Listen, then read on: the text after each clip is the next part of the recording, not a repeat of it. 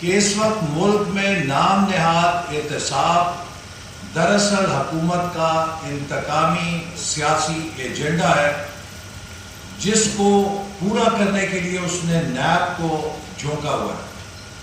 اور یہ بڑی بدقسمتی ہے کہ یہ حکومت ہمارے قومی اداروں کو اپنے سیاسی ایجنڈے کے لیے استعمال کر کے ان کی ساکھ خاک میں ملا رہی ہے۔ نیب تو پہلے سے ہی جنرل مشرف کے زمانے سے ایک خاص شہرت رکھتا ہے، اور آج جیسے کاف لیگ کو بچانے کے لیے نیب کو استعمال کیا گیا تھا، اسی طرح نیب کو دوسری کاف لیگ پی ٹی آئی کی حکومت کو بچانے کے لیے استعمال کیا جا رہا ہے، اور اپوزیشن کے لیڈرز کو نشانہ بنا کر ان کی کردار کشی کی جا رہی ہے، انہیں حراست میں لیا جا رہا ہے۔ لیکن جتنے اپوزیشن کے رہنماؤں کو حراست میں لیا جاتا ہے، اس کے مقابلے میں ہزاروں لاکھوں لوگ نئے پیدا ہو جاتے ہیں، جس کا سب سے بڑا ثبوت کل رات فیصل آباد کے اندر مریم نواز شریف صاحبہ کی ریلی نے دیا ہے۔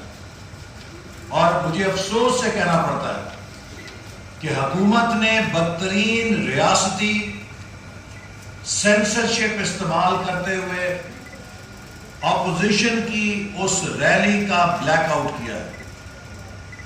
پاکستان میں آج جمہوریت کے لبادے میں بدترین آمریت مسلط کر دی گئی ہے۔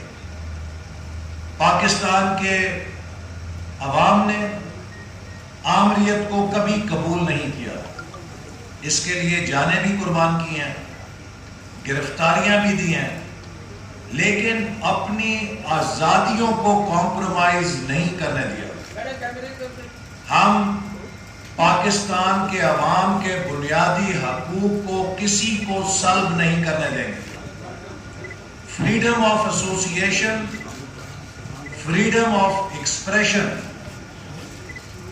آئین کے تحت عوام کے بنیادی حقوق ہیں، اور جو بھی انہیں سلب کرے گا ہم اس سے لڑیں گے۔ اس ملک میں آئین کی حکمرانی پر کسی قسم کا سمجھوتا نہیں کر سکتے، چاہے اس کے لیے ہمیں کتنی بڑی قیمت ادا کرنی پڑے، کیونکہ یہ جنگ ہماری نہیں ہے، ہمارے نسلوں کی جنگ ہے۔ ہم نے 72 سال اس ملک کے عوام کو پیچھے رکھ کے ضائع کر دیے ہیں۔ ہم نے 72 سال اس ملک کے عوام کے فیصلوں کو روندا ہے۔ ہم اگلے 72 سال ضائع نہیں ہونے دیں گے۔